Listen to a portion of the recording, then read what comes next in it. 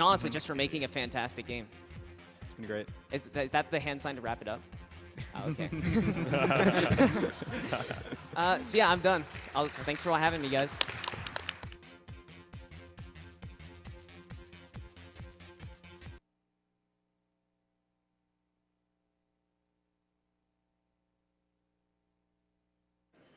What an awesome run of Cluster Truck from Ace of Spades.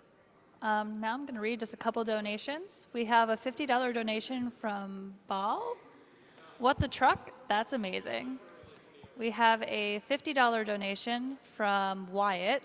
Cluster Truck. Cluster Truck. We have a $10 donation from Fugir. Damn, the speed run is awesome. Here is $10 to save the frames and kill the animals. We have a $5 donation from Danimal Sounds.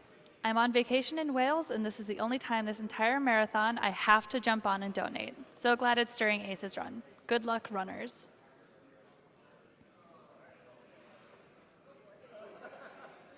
We have a $5 donation from Flaming Sarge that just says, staying up for Cluster Truck. And we have a $7.58 donation from William B. Hey Ace, your Defunct run at GDQ got me into speedrunning. The best I ever did was 2:58, so I am donating that plus an extra $5. Good luck on your run, and kill those animals. And we have a $25 donation from David Marr. Jump on truck, stay on truck.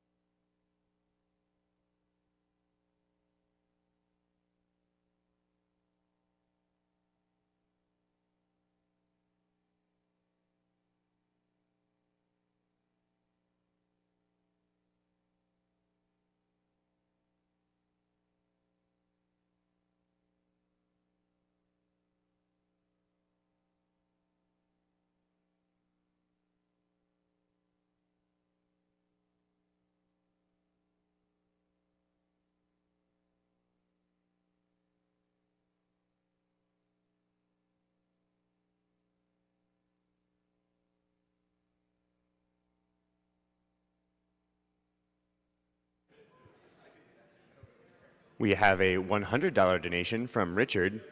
Good luck to Grim and Cell. 50 to naming Tifa and FF7. Peanut butter. 50 to winner's choice.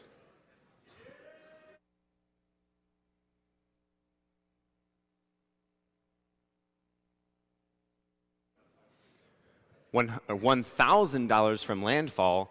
Thank you for the awesome show, Ace.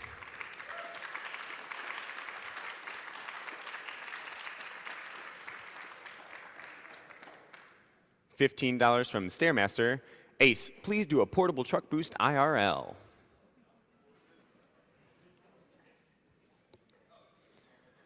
$5 from Danimal Sounds. I'm on vacation in Wales, and this is the only time this entire marathon I get to jump on and donate. So glad it's during Ace's run. Good luck, runners.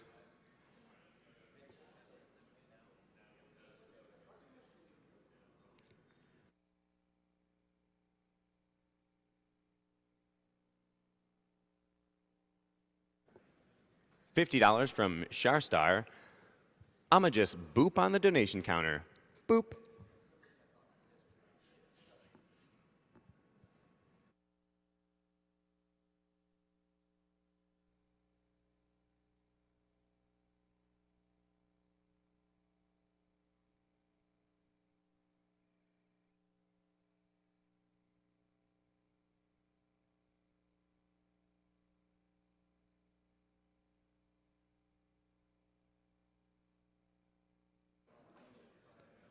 $5 donation from EB.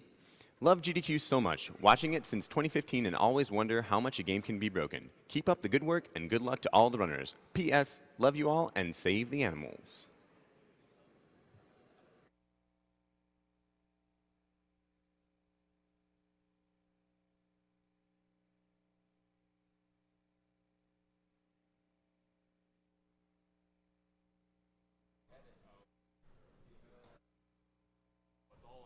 And hey guys, no rush, but if you could just get to a screen where there's like sound, just so we could check the levels for you guys. $25 donation from Thom. My first donation for the Wii. Good luck to the crew and all the runners. With all the awesome Chrono Trigger music during the breaks, there's only one bidding challenge to support. Frog's name is Glenn. You don't mess with Glenn.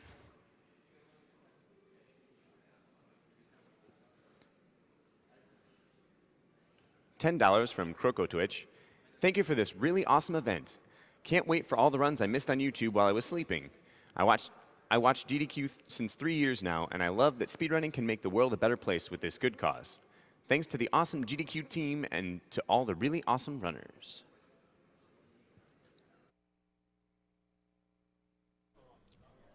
And this is about as loud as it's going to get. It's just really quiet.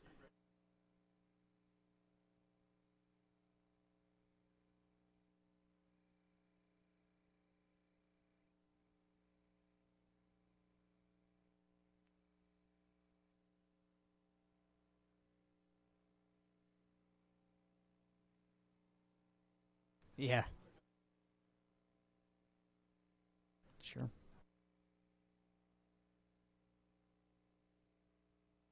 Cool.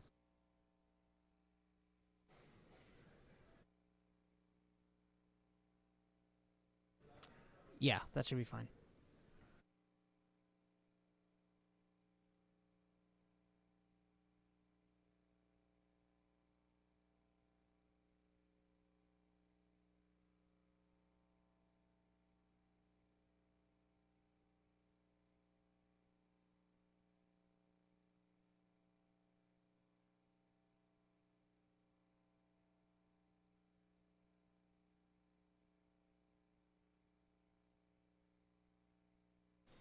Guys on the couch, that game audio level's okay? Okay, cool.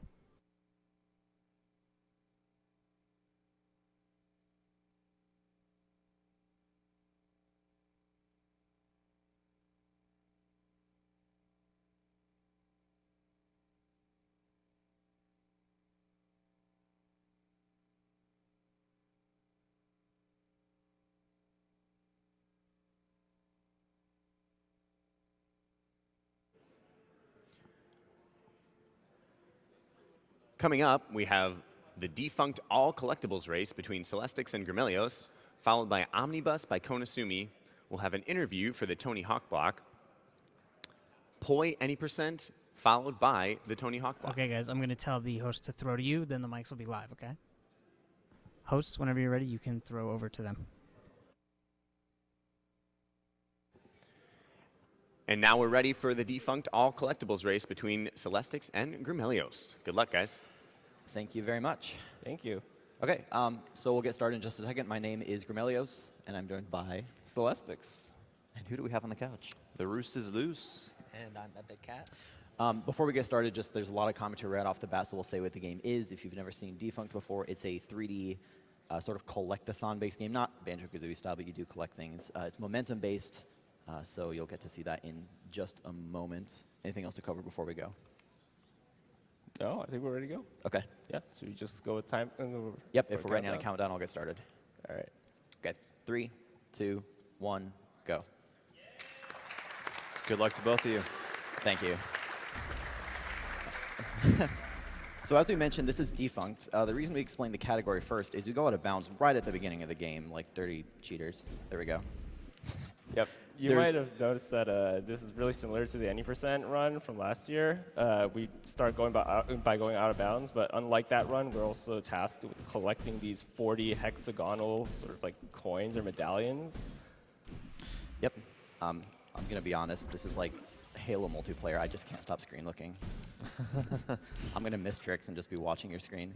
But yeah, as Celestics said, there's 40 collectibles. There's only 2 in this starting section. And if you liked the first out of bounds, well, you get another one. I'm going to bonk this wall. There we go. The movement here is more precise than it looks. We haven't explained the movement mechanics, and there aren't very many of them, but we'll jump into those in just a moment. There's just another out of bounds to get through. There we go. So Looks like we both got it. It's a relief, to be quite honest. all right. And in order to get back inbounds, you might have just noticed that I respawned. There are a bunch of checkpoints in this game, and the way that you respawn is by pressing R. But these checkpoints are activated by proximity, so when we get close enough to them, we'll just respawn if we need to get or sort of snap ourselves back into the loading or into the zones. Right. There are additional points about checkpoints we'll cover just to give people an idea of what's happening here. You play as this robot with a broken engine, and you start in the mothership trying to go get the engine repaired. However, on the way there, you accidentally get thrown out with the garbage. And you're supposed to try to fight your way back up, but since we already know that that's going to be futile, we just kind of head down onto the planet. And this is where the run really starts to take shape. The first major mechanic of the run is called Gravitate, where you can hold a button. By the way, I'm playing on controller, and Celestics is playing on KBM, if anyone's curious. There's no inherent advantage to either. It's just more based on preference. But you can gravitate yourself back towards the ground. And that in itself can be useful just to gain control, but also if you gravitate down a slope, you'll gain speed, and if you go up a slope, you will lose speed. And we're about to come up to ravine skip. You might already be there. Want to help us out, Bob? Yeah, sure. So on Celestics screen here, you'll see on the left there's this giant ravine, and on the right this giant cliff. And Grimelios just went down this giant slope. Unfortunately, Celestics missed it, so you get to see how much slower it is to miss that. But your goal is to carry as much momentum as you can through the very narrow area, so you can just sort of jump up and over the ravine and into the next checkpoint. That trick is, it's not the most difficult trick that exists in the game as a whole, but I think it's hard to argue that it's not the most difficult trick in the run. Most definitely one of the riskiest of anything. Right. It can be very difficult to control your character. I think this speedrun is a little bit unique in that you spend kind of a large part of the game not pressing anything. Since you have such limited mobility on your own, you really have to use the environment to your advantage. Speaking of the environment, apart from just using Gravitate to try to gain speed on hills, there are these boost orbs. Every time you touch one, you get a boost of speed. That's probably pretty obvious just from watching what's happening, even if you've never seen this game before. Otherwise, we're going through a section now called it's called Over the Hills, I think is what it's called. It's an area. There's some hills in it. You'll also see these trampoline pads, which you saw briefly before, but you'll get to see a whole bunch of them in this section. There are some other mechanics we haven't talked about. This game is absolutely not a Metroidvania or anything, but we will get access to some additional new mechanics as the run progresses. I'll also just say, as a general note, since it doesn't really make sense to point out on a case-by-case basis, you'll see Celestics and I use some different routing options in different locations, and that's because there is a maximum speed limit in this game of 80 units. I don't know what the units are, but there's 80 of them apparently. And because you have that maximum speed, it can sometimes be difficult to know whether one route is objectively faster than another. It's more just based on, can you maintain your maximum speed as much as you possibly can? One thing you also notice us doing a lot is we're going to be spamming the jump sort of ability of our jump and double jump abilities of the robots. The reason why is because there's no air friction in this game, but there's a ton of friction when you're touching the ground. And in a game where we want to go fast, we want to make sure we're not going to get slowed down by anything too crazy. The only exception to this is, and you're probably going to be seeing this on Grim's screen really closely, besides Gravitate, there's an ability called Magnetize. And what this ability does is that it allows us to basically stick onto metal surfaces. But in addition, it also lets us stay... I think we both got that first try, by the way. Good job, guys. Yeah. Thank you. But yeah, so Magnetize, what it allows us to do is stick onto metal surfaces, but also allows us to stay stuck on the current surface that we're riding on. And the reason why is because sometimes we don't want to lose all of our speed by going into the air.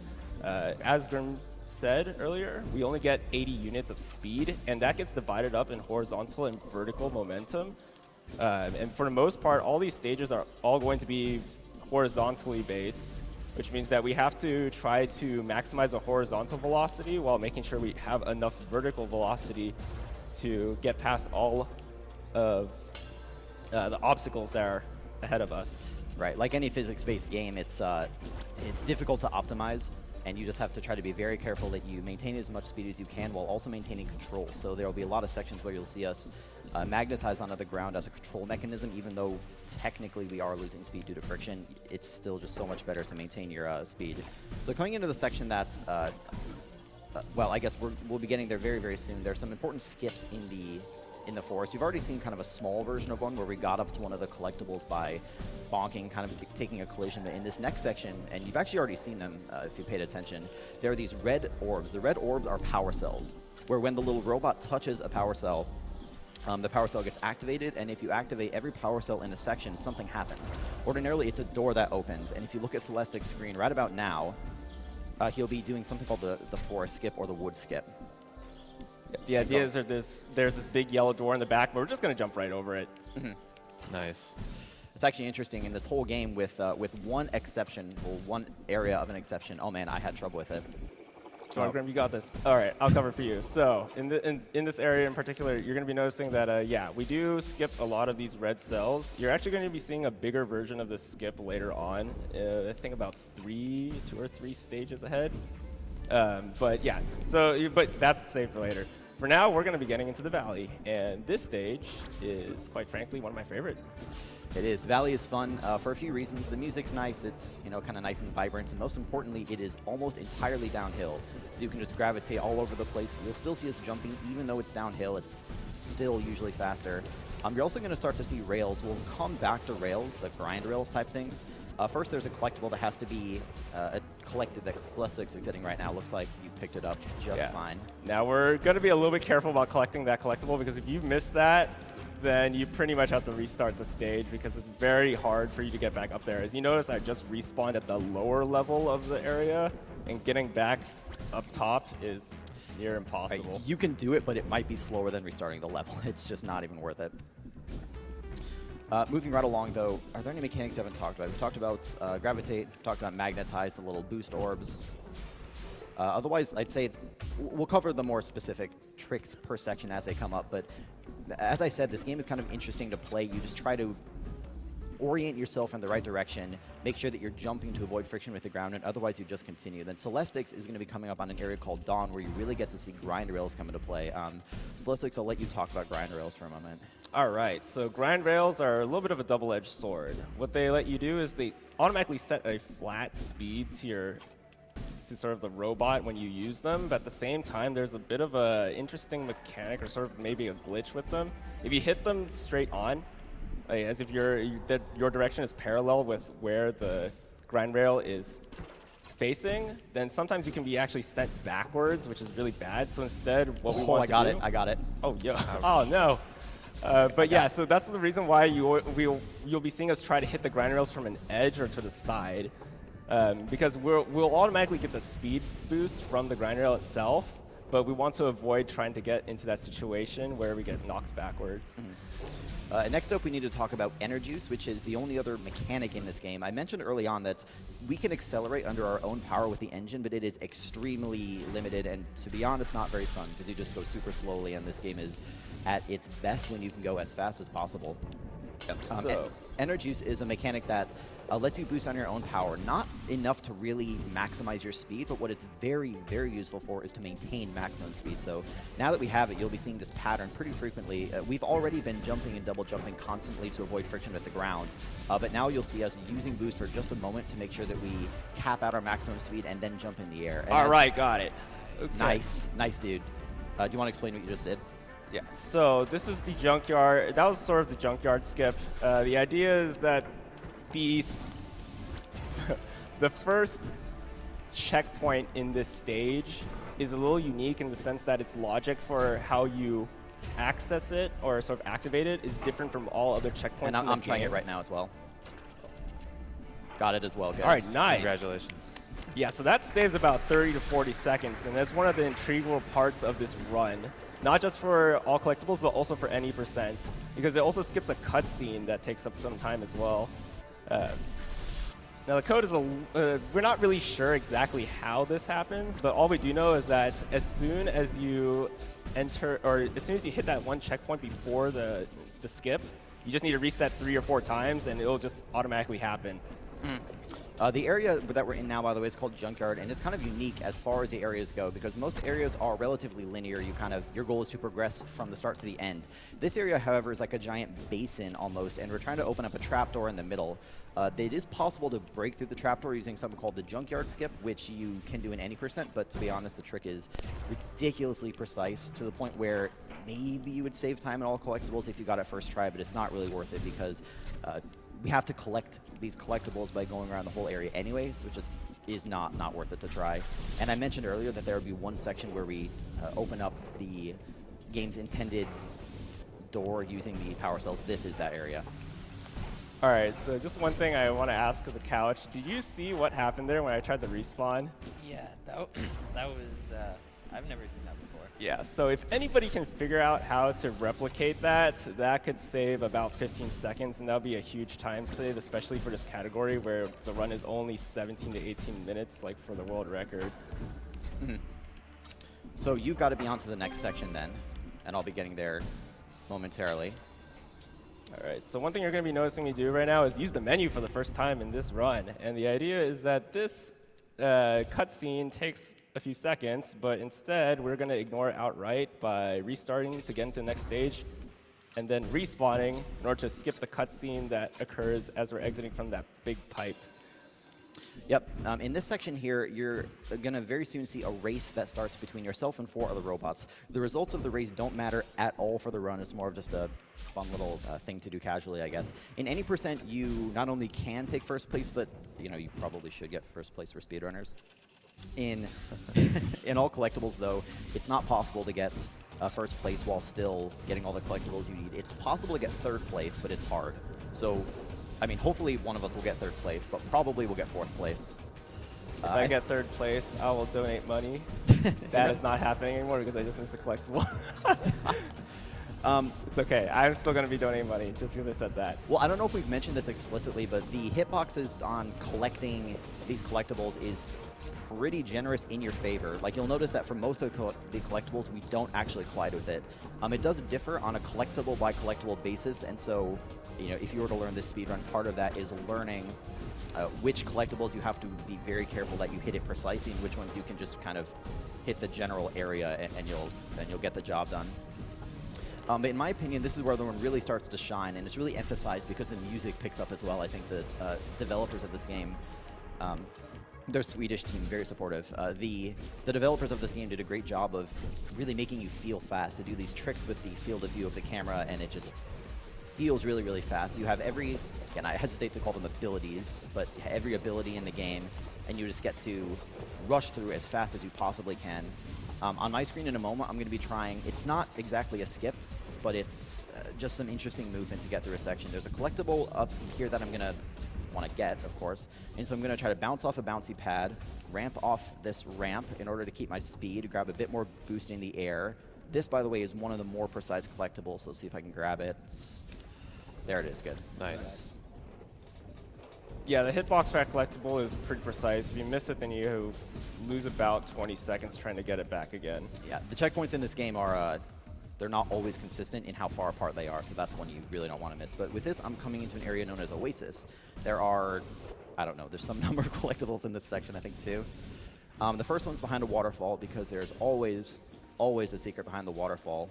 On here, I intentionally take the speed loss due to friction on the ground because, just for control reasons, otherwise you might lose more time.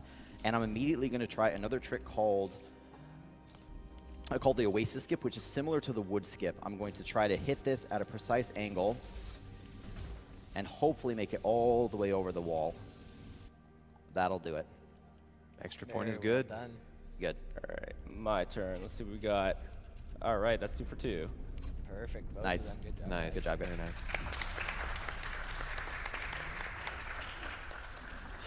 Okay, so remember I mentioned way back at the start of the run that our overall goal is to just get back to the ship, and there it is.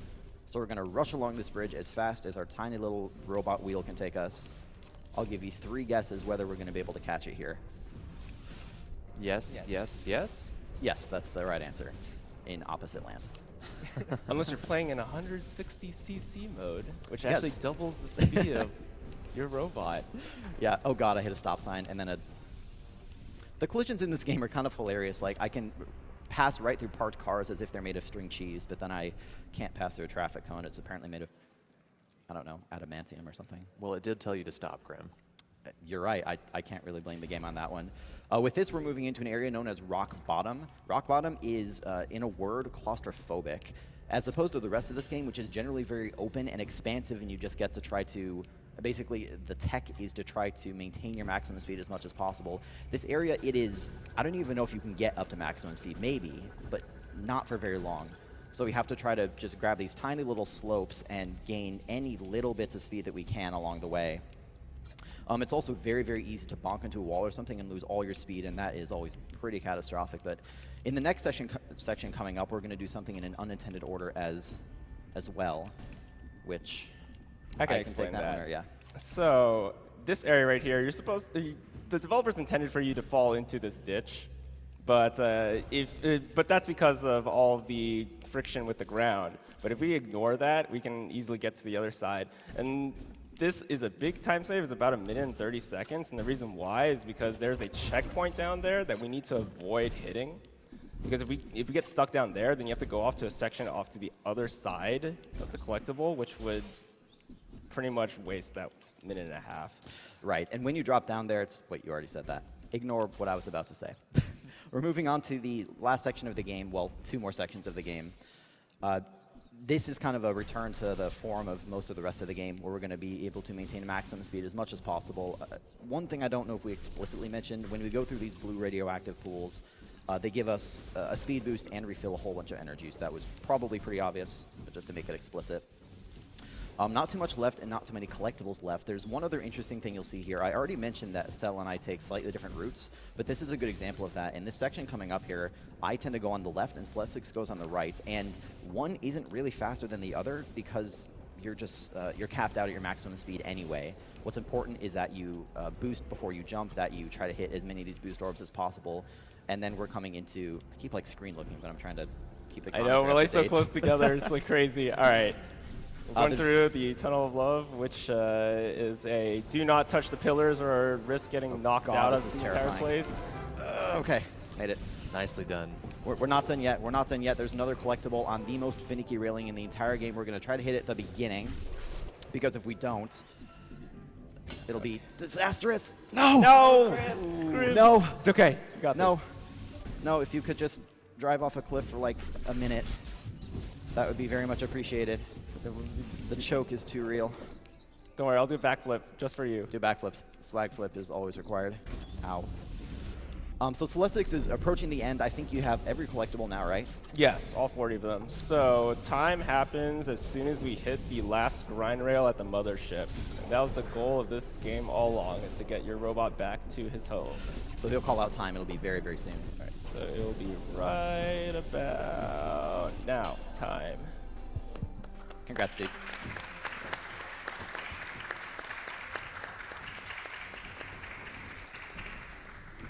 Okay, and I'll be approaching there very, very quickly as well. Bit of jumping, bit of boosting, same as before. It's always nice to maintain a little bit of boost if you can, and I didn't there, not so big a deal. So for me, it's, wait for it, time. Good job to both of you. Excellent race. That was insanely close. If it wasn't that last railing, that would have been, my God. You were about a Maybe- second. yeah, you were about like a second apart. A second or 2 seconds, man. It wouldn't be defunct if we didn't lose it to that last railing. No, it would not be. I definitely lost plenty of PBs to that.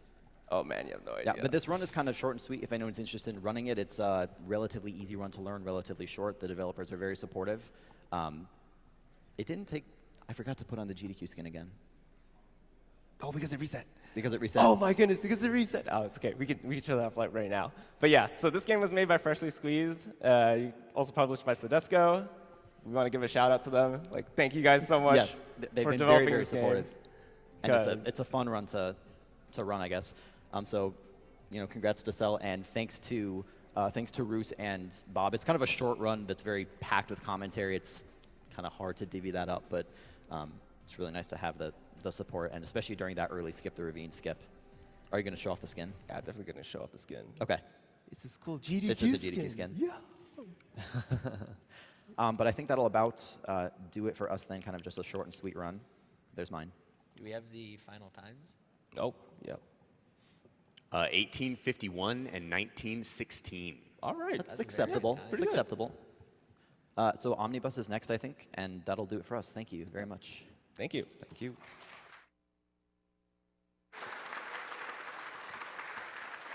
Really great Defunct run from Grimelios and Celestics, right down to the wire there. I'll get a couple donations in.